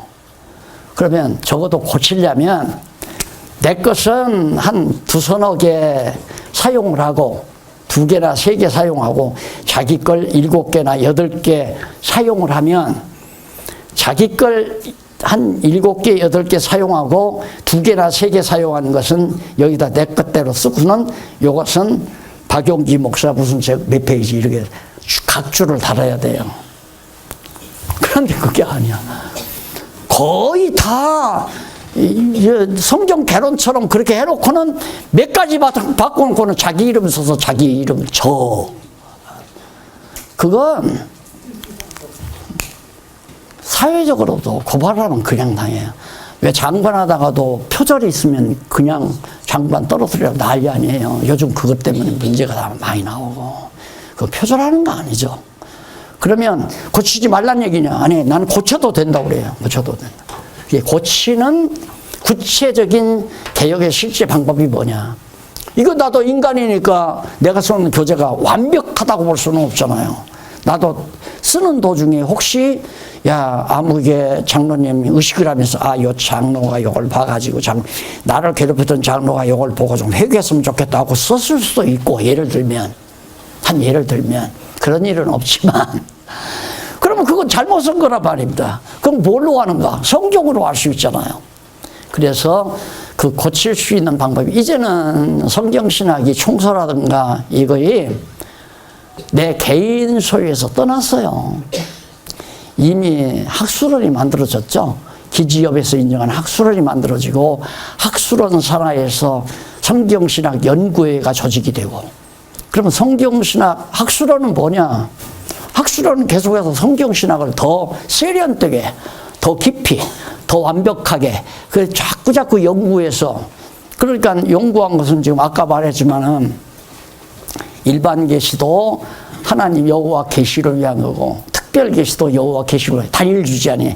일반 계시나 특별 계시나. 그렇게 성경이나 이 모든 자연 세계의 모든 학문도 목표는 여호와 계시다. 단일 주제가 나왔기 때문에, 그러면 이 단일 주제 대전제가 나왔기 때문에 세속 학문을 통합하는, 하나로 통합하는 건 간단하다 말입니다. 성경 66권을 하나의 주제로 통합시킨 것은 주제가 하나로 딱 떨어지니까 통합이 되잖아요. 그러듯이 식물학, 과학, 철학, 정치학, 경제학, 여기 가셨네. 우리 신문사 편집인 우리 김혜영 군사가 경제학 박사 학위 받았잖아요. 논문 통과돼서요. 학위식은 아마 내년 봄에 학위식을 한다고 그러더라고요. 그러니까 그런 경제학 용어를 알면 기독교 경제학 쓸 수 있다는 얘기예요. 기독교 경제학. 그리고 기독교 정치학, 기독교 문화, 기독교 예술, 안 나오는 게 없죠. 다 나오죠. 오늘 얘기하잖아요. 박 교수의 말이 지금 그 얘기거든요. 오늘 강의 내용이. 그래, 통합학문이 가능하다. 이런 대박이 어디 있어요. 그러니까 어려서 성경신학 정리가 되면 머리가 안 열릴 수가 없어요. 뭐 증인이 있네요. 여기 이제 권사님 따님 한 분이 독일에 가서 지금 박사학위 해가지고 물리학 계통에 한다는데, 나는 직접 못 듣는데 우리 박 교수님하고 가끔 연락이 되나 봐요. 지금도 매일 아침 일찍 일어나 1시간씩 성경신학 공부하고 바로 연구실로 출근한다고 하는데요. 그러니까 이 성경신학의 모든 세상 물리가 다 터진다는 얘기죠. 그러니까 그렇게까지 벌써 이제 되는 것 보니까 너무너무 나도 기쁘고요. 야, 내 뇌를 다 휘저을 정도로 파악을 했으면 이 전승하는 데는, 인간적으로 전승하는 데는 뭐 걱정할 거 없고, 그리고 잘 됐든 못 됐든 어쨌든 기본 스탠다드가 다 성경신학 총서가 완비가 되어 있기 때문에 아까도 말했던 수호와 전승, 이제는 걱정할 거 없다. 그래서 부르시면 조용히 눈 감을 수 있다. 이런 생각을 지금 하고 있는 거죠. 그래서 구체적으로 이제 실제로 들어가서 체제개혁을 하는데, 고치기 위해서 이게 잘못됐으면 서로를 공부하다가 이건 앞뒤가 주어가 안 맞다, 동사가 안 맞다, 앞에 내용과 뒤에 내용이 이렇게 갈등을 일으킨다, 이런 문제가 있을 수도 있고, 자기가 공부하다가 더 심오한 것을 발견할 수도 있잖아요. 그러면 그 발견한 것을 4월 모임이에요. 4월달 우리 기지협에서 하는 4월 모임에, 여기서부터는 좀 실제적인 문제니까 일하시는 우리 장로님들, 권사님들, 성도님들이 좀 자세하게 기억해 두면 좋겠어요. 4월에 모이니까 3월 말까지 정도는 한 달 여유 두고, 말까지 정도는 이러이런 문제다, 나는 이런 것이 문제가 되고 이것은 뭐가 틀린 것 같다, 이런 걸 발견하게 되면 전부 다 그것을 어디로 올리느냐면 성경신학 학술원으로 올리는 겁니다. 학술원으로. 그러면 이제 4월달 모임이 나오잖아요. 그건 기지협에서 주최를 하거든요. 주최는 기지협에서 하고 주관은 학술원에서 주관하는 거예요. 이 학문에 관한 성경신학에 대한 문제니까. 그럼 어떻게 주관하느냐면, 딱 문제 제기를 해서 온 것이, 이렇게 들어온 것을 쭉 20개고 20개고 30개고 이렇게 들춰보면 별로 어렵지 않고 간단한 것은 소그룹에서, 학술원 소그룹에서 그걸 정리를 해서 해답해서 보내고, 무거운 하나의 그런 주제들은 제기한 사람으로 하여금 실제로 여기 와서 문제 제기를 하고, 그런 문제로 분과 토의를 하고, 각자 이렇게 토의를 해서 그 문제도 이제 보니까 이거 문제다, 서로 문제로 알고, 그 회기 내에서 답안이 열리면 이렇게 하면 되겠다 하고 합의가 되면 바로 그걸 고치라고 정리를 해서 성경신학 성경신학 학술원 산하의 성경연구 모임, 성경신학 연구 모임, 거기다가 자료를 제공해 주는 거예요. 그럼 거기서는 이제 바로 인터넷에다가 전부 고쳐 올리는 거죠. 그래서 재판 나올 때는 수정해서 나오도록 그렇게끔 제도가 되어 있기 때문에 혹시 뭐가 나도 인간이니까 실수를 했더라도 어디 가서 박 목사 틀렸다고 해도 되지만은 막 그렇게 해서 뭐 해도 내가 듣는 것도 아니고 귀도 좀 뭐 잘 들리지 않아서 못 들어요. 그러니까 욕해도 상관없고 그러니까 해도 되지만은 아름다운 일은 아니죠. 아름다운 일. 그러니까 그건 내가 이렇게 박 목사보다 낫다는 걸 자기를 드러내기 위해서 그러는 거 아니겠어요. 그러면 안 된다는 얘기입니다. 예, 진리를 사랑하는 우리 모두가 다 마음을 모아서 같이 수정하고 고쳐서 성경신학을 세련되고 완벽하게 점점 만들어서 우리 후대에 물려주는 일을 바로 학술원에서 바로 해나가는 거고 그 일에 협조하는 기구가 바로 성경신학 연구회라고 하는 것이 그렇게 되어 있습니다. 거기서 이제 하나하나 정리해서 입력 다 해놓으면 다음 출판할 때는 그대로 고쳐진 대로 출판을 하고 해나갈 수 있게끔. 이제 그 문제가 4월 달에 있는 거예요. 그러니까 진리를 사랑하는 사람은 누구나가 다 올 수 있습니다. 그래서 이게 우리 기독교 지도자 협의라는 것은 어떤 일은 가두리가 아니에요. 왜 바닷가에서 양식하는 사람들이 가두리를 만들어 놓고 양식하잖아요. 고기를. 바다에서 고기를 갖다 넣어가지고 키기도 하지만 알로 부화해서 여기다 놓고 킨단 말입니다. 왜? 회 처자씹으려고. 그렇죠? 회를 해친다고 그러죠? 하다 보니까 쌍스럽네요. 회에서 먹으라고 횟감으로 팔아먹기 위해서 하는 거란 말입니다. 우리는 이거 없어요. 거듭 강조합니다. 지교회 하니까 네 교회 내 교회로 이거 싹 없애버려야 돼요. 이런 얘기를 했더만 장안중앙교회 없앴다고 난리 아니에요. 그거에 다 속아 넘어간 거예요. 장안중앙교회 없었다고. 무슨 교파가 무슨 교파예요. 이거 가들 담장 쳐놓고 너는 내 교회로 들어라. 너는 내 편. 너는 나하고 함께. 이게 전혀 없단 말입니다. 그냥 가리키는 사람도 가리키면 끝나요. 가리키만 줘요. 왜? 성령께서 교회를 세우게 하기 위해서. 그러면 성령은 조교를 통해서 교수가 성령이 총장 내지 교수님이니까 성령께서 감동을 해서 조교에게 성경대로 뜻을 바르게 전달하라고 감동함으로 그걸 성도에게 전달해서 성도들이 깨달아요. 그러면 하나님의 깊으신 뜻인지 뭔지를 알죠. 자, 그러면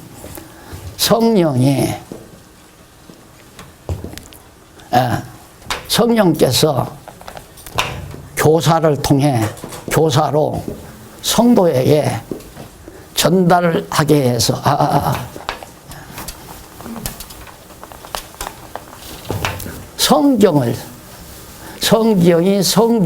성령이 성경을 교사를 통해 성도에게 깨닫게 한다 이 말이에요. 그러니까 교사가 자기 마음대로 하는 게 아니에요. 그러니까 왜 이걸 고칠 때 합의를 보라 하느냐면 자기가 부분적으로 자기 좋은 대로 성경을 해석할 수 있잖아요. 그걸 사사로이 해석한다고 그래요. 성경을 사사로이 해석하지 말라. 사사로이 해석하지 않게 하기 위해서는 모든 우리 성도들이 그 내용이 훨씬 더 정확하고 분명합니다 하고 합의된 사항을 고쳐나가라 그 말이에요. 내 거니까 고치지 말라 그거 아니에요. 그래서 이미 성경신학은 내 개인에게서 떠났어요. 내 개인의 마음대로 내가 할 수 있는 게 아니고 우리 모두의 공유의 것이란 말입니다. 그러니까 고칠 때에도 우리 모두가 합력해서 고쳐야 되고 그렇게 해서 이제 고쳐가지고 그걸 바르게 그러면 깨닫잖아요. 깨달으면 A라는 성도가 마음에 소원이 오잖아요. 소원을 누가 주면 성령이 소원을 줘요. 너는 문서 선교의 뜻을 가져라 하는 소원을 주면 문서 선교를 하게 되잖아요. 문서 선교를. 이번에 보고를 보니까 권사도 아닌 사람이 문서 선교를 해. 그럼 그런 사람은 그냥 누가 시키거나 말거나 권사지요. 안 그래요? 얼마나 귀한 일을 해요. 문서를 통해서 선교를 하니까. 그런데 아무것도 안 하는 사람 권사라고 지지협에서 인정했다 해서 권사가 되는 게 아니다 이 말입니다. 그래서 늘 하는 얘기지만 그냥 장로하고 싶으면 하면 되는 거고 권사하고 싶으면 권사 일 하면 된다. 그러면 권사가 하는 일이 뭐냐, 장로가 하는 일이 뭐냐, 그건 바로 디모데 전후에도 나오고 고린도 전후에도 그거 나와요. 감독이 될 자는, 거기는 감독이라고 나와지만 그 장로나 같은 거란 말입니다. 예, 장로가 될 자는 어차여차 쭉 나온단 말입니다. 그대로 하며 살면 돼요. 그게 누가 사람이 시켜서가 아니라 자기 스스로 하라. 자기 스스로 하는 말은 성령께서 그런 은사를 주어서 하게 하는 거니까 하는 거죠. 그러다가 사단의 유혹을 받아가지고 안 한다. 이거 안 하면 아닌 거지 뭐. 안 하면 장로도 안 하고 권사도 아니라 이 말입니다. 이런 얘기까지를 해야 더 치밀하니까. 장로 되면 아까도 얘기했지만 목사만 되면 뭐 내가 노동판에 가서 벽돌을 전하려서 내 가족을 이끌어도 내가 이 복음 주고 살랍니다. 그걸 믿고 보냈잖아요. 아니더라니까. 그건 목사 되기 위해서까지고. 장로님들도 그래요. 장로 되기 전까지는 굉장히 열성적으로 살아요. 딱 장로 되고 나면 한 번 장로는 뭐 영원한 장로인데 해도 장로고 안 해도 장로고. 이게 지금 한국교회의 실정이란 말입니다. 실제로. 그래서 장로도 지금 교회 안 다니는 장로가 천지고 목회 안 하는 목사도 천지고 이게 다 이런 식으로 인위적인 방법으로 목사 만들고 장로 만드니까 그런다 이 말이에요. 그러니까 성령이 나를 권사로 시킬 때까지 자기가 권사 일을 기쁨으로 즐거움으로 억지로 하지 아니하고 자원해서 해야 돼요. 자원해서. 이게 지난주일에 빌레몬서 강의를 했는데 빌레몬서에 억지로 하지 않고 아무리 선한 일이라도 억지로 하지 말고 자원해서 하기 위해서 내가 오네시모를 빌레몬에게 보낸다 그러잖아요. 기쁨도 해라 자원해서. 내가 원치 않으면 하지 말라고 말해요. 선한 일이라 할지도 자원하지 아니하면 자기 마음이 담겨 있잖아요. 왜? 하나님이 일 못해서 우리를 시키는 게 아니잖아요.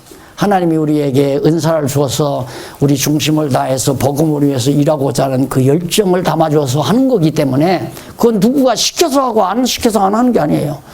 여러분 나 목사 제명당했거든요. 나만 당한 게 아니라 우리 심재병 형님도 당했어요. 제명한다고 목사 아니에요? 목사 일하면 목사지요. 안 그래요?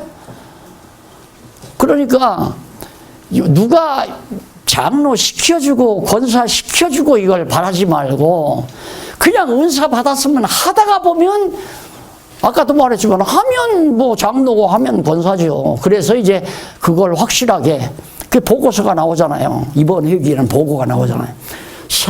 사업 보고 하는데 꼭 세상 보고 같아서 사업 보고라고 하지 말고 각 교회 상황 보고라고 하면 어떤가 그 생각이 들더라고요. 내가 이걸 딱 보면서 사업 보고 하니까 또 회사에서 무슨 각 부서에서 한 사업 보고 하는 것 같아가지고 교회가 무슨 이익분 사업인 것 같이 느껴져서 상황 보고. 그래서 이 보고도 절대 강요하면 안 돼요. 왜 보고 안 합니까? 하십시오. 안 하려고 하는데 왜 자꾸 보고하려고 그래요? 안 하면 안 하는 대로 하는 사람만 하고 안 하는 사람 말고. 왜? 안 하는 건 왜 안 하냐? 일이라도 크게 해서 내가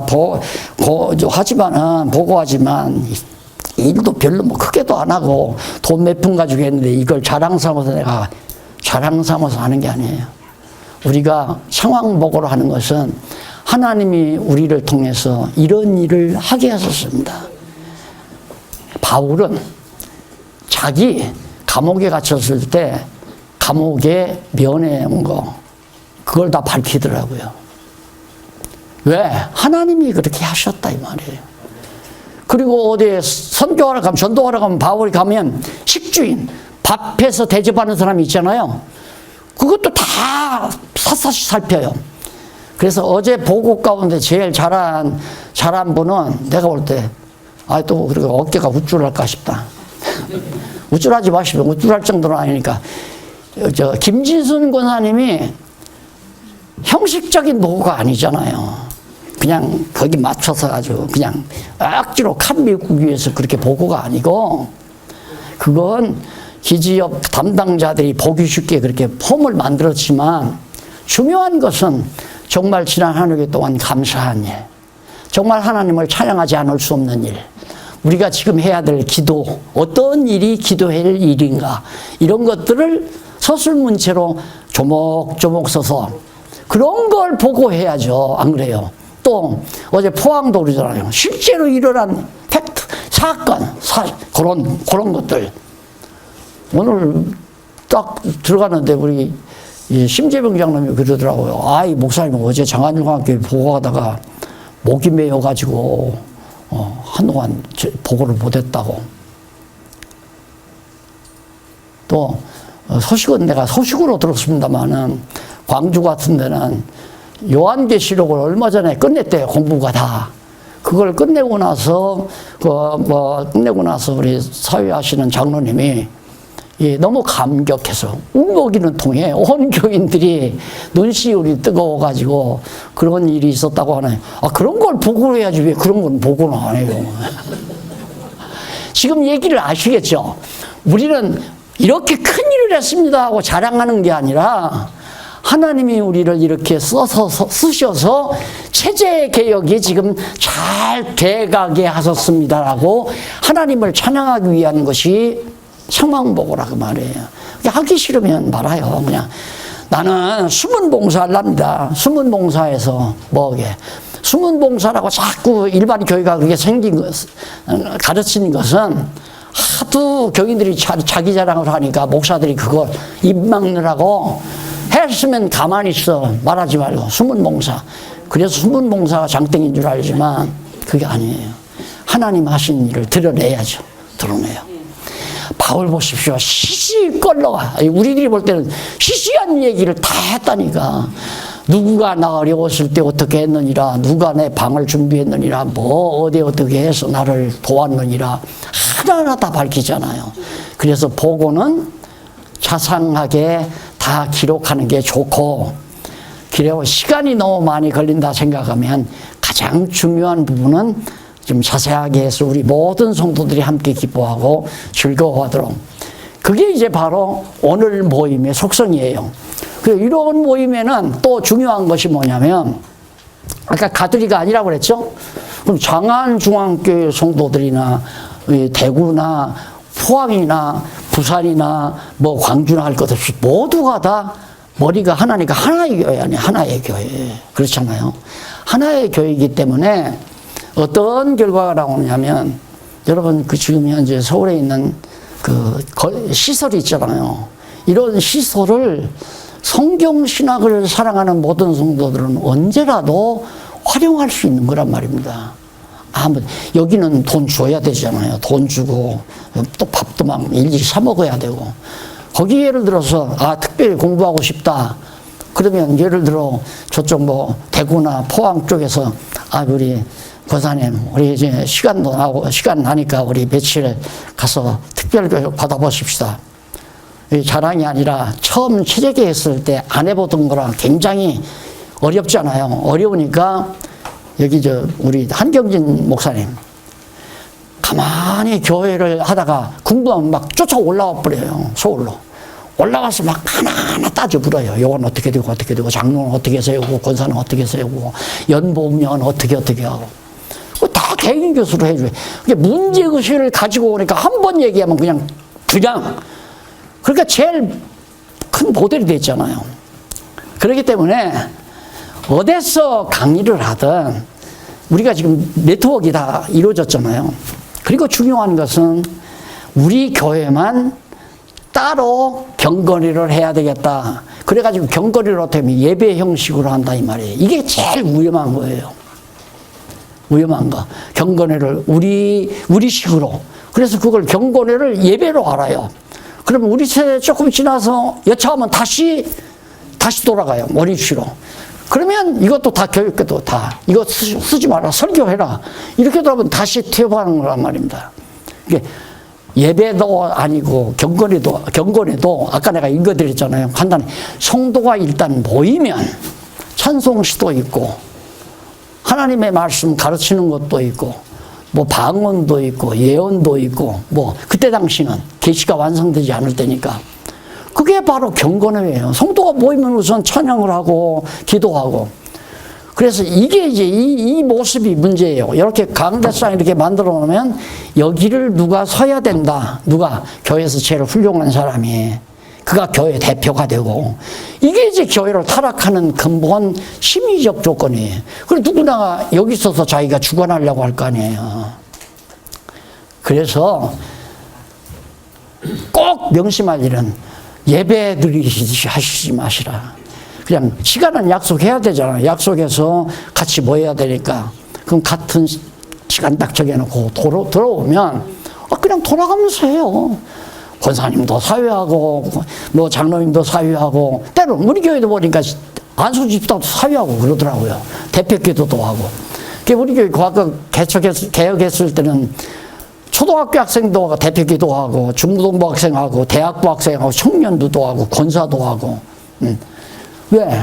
기도하는 거냐. 그건 하나의 의식 절차에 따라서 제도에 의해서 하는 게 아니라 우리 성도들이 모이면 당연히 하나님 앞에 찬양하고 하나님 말씀 서로 나누고 그래서 경건에 간단하게 한 20분 왔다 갔다 이 선에서 끝내고 그리고 각각 분야 따라서 분만 공부를 하는데 요즘에는 공부가 선생이 일일이 안 가르치잖아요. 그래서 우리도 지금 앞으로는 이제 일일이 이렇게 강의해서 가르치는 건 자꾸 줄이려고 그래요. 스스로 공부하고 하면서 모르는 거 물으면 이제 답변해주고 그런 식으로 해야 진짜 교회가 반석 위에 튼튼히 서지지 가르치는 사람은 10년 걸려도 가르치고 배우는 사람은 10년 걸려도 늘 배워야 되고 이런 놈의 못된 놈의 제도가 어디 있어요. 그건 아니죠. 배웠으면 또 누구라도 가르치고 근데 가르친다고 해서 모두가 다 아마 지도자가 된다 이렇게 지도자가 되려면 장로가 돼야 되고 권사가 돼야 된다 이런 생각하는데 그것도 착각이에요. 사마리의 여인은 안수도 안 받고 목사도 아니고 사도도 아니래도 예수님 만나고 그리스도임을 깨달으니까 바로 가서 전하잖아요. 동네에 들어가서 나 메시아만 합니다. 메시아가 왔다. 그러니까 배우고 나면 누구라도 가서 전하기도 하고 가르치기도 하고 제일 먼저 가르치는 게 이제 가족 식구 제일 중요하잖아요. 아들 가르치고 딸도 가르치고 아내가 못 알아서면 아내도 가르치고 그래서 가정교회가 먼저 서지게 되고 이런 것들. 그래서 이 가두리 양식장이 아니기 때문에 저 태평양 구석에 있는 고기도 대서양이 있는 고기도 여기서 자꾸 맛있는 냄새가 나면 여기 찾아와서 먹고 또 갈 거 아니에요. 대서양, 태평양, 인도양 전체가 다 하나님의 백성들이 살아가는 큰 넓은 터전. 그래서 누구도 간섭하지 않아도 누가 성령께서 온 세계 모든 성도 믿는 것과 아는 것이 하나 된 성도들이 하나로 엮어가는. 그럼 우리가 지금 중국에 있는 성도는 모르잖아요. 얼굴도 모른단 말입니다. 그래서 바울이 로마서에서 보면 받아들이라고 그러잖아요. 영접하라고.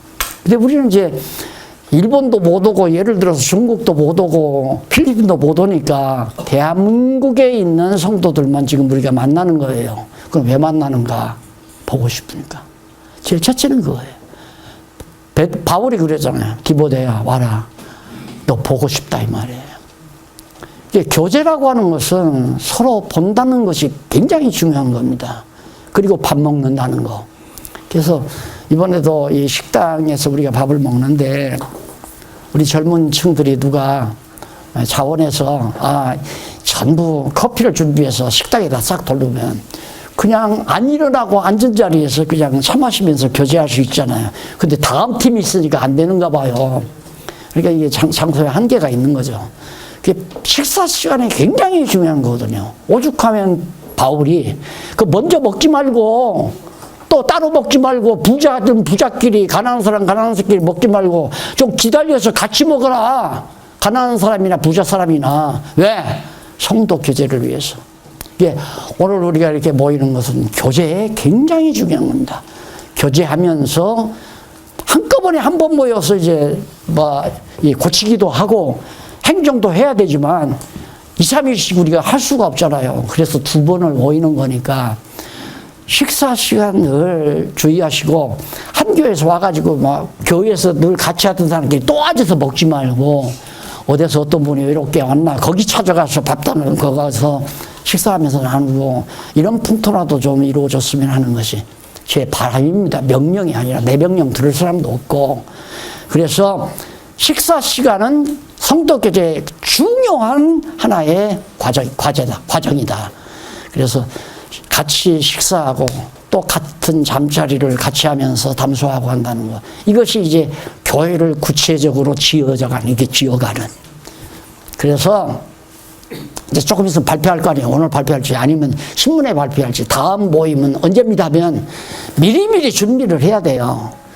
그래야 얼마나 좋아요. 내가 만약에 여러분들 보고 싶어서 일일이 찾아가려면 100여 명 찾아가려면 돈도 많이 들어가냐, 차비도 많이 들어갈 뿐만 아니라 또 어떻게 달랑달랑 맨손 들고 가요. 하다못해 2, 3만 원짜리 케이크라도 하나 사고 들어가려 돈이 얼마나 많이 들어가요. 여러분들도 마찬가지죠. 그런데 한꺼번에 이렇게 오니까 한꺼번에 한 거 다 같이 만나고 같이 좋고 만나면 좋고, 그래서 이제 교회가 튼튼하게 하나로 지어져 가는 이런 과정이 바로 성도 교제의 과정이다. 그래서 지금 이런 과정으로 제가 설교를 했고, 결론은 그러면 이렇게 하는 게 뭐냐? 이렇게 하는 게 바로 여호와 존재와 속성의 계시의 확증이다 이 말이에요.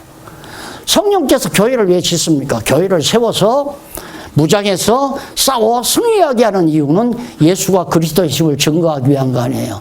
그럼 예수가 그리스도를 왜 증거하냐면 하나님 여호와가 살아계시고 또 그의 속성이 무엇인가를 알게 하기 위한 거. 그러니까 나는 이걸 보고 지금 현재 이런 모습을 보고 정말 여호와 하나님 살아계시구나. 누가 이렇게 이러라 저러라 지배 안 했잖아요. 근데 어제저녁 밤늦게까지 막 보고가 입어지니까 사회자 우리 김양로님은 그냥 막 안타까워서 시간이 모자라니까 빨리 끝나야 지금 순서가 많은데. 그래서 앞으로는 정말 우리가 이 모임, 이게 지금 우리 한국에 있는 하나의 교회, 주님의 몸 된 교회가 같이 모인다 생각을 하면 여기 빠지면 안 되는 게 아니라 빠지고 싶으면 빠져야죠. 안 온 사람 탓하지 말고 정말 서로 보고 성도 교제 나누어서 교회를 튼튼히 세워가는 성령 감동이 오면 2달 전부터 3달 전부터 그날 딱 이렇게 가만히 보니까 우리 방송실에 가보니까 이런 날은 이렇게 동그라미를 그려놓더라고, 안 잊어버리게. 여러분들도 가서 이렇게 동그라미 그려놓고 잊어지지 않게. 아이고, 30분만 하랬더니 그냥 여기서 끝내고 또 폐예배 드려야죠. 기도하십시다. 자비하신 아버지 하나님 감사합니다. 오늘 이처럼 사랑하는 하나님의 귀한 사역자들과 함께 하나님의 말씀을 같이 나눌 수 있게 하신 걸 감사합니다. 들은 말씀 잊어버리지 말게 하시고 우리가 다 한 마음 한 뜻 되어 거룩한 하나님의 전을 세워가는 귀한 은총 베풀어 주시고 거기에 소중하게 쓰임받게 하시옵소서. 예수님 이름으로 기도드립니다. 아멘.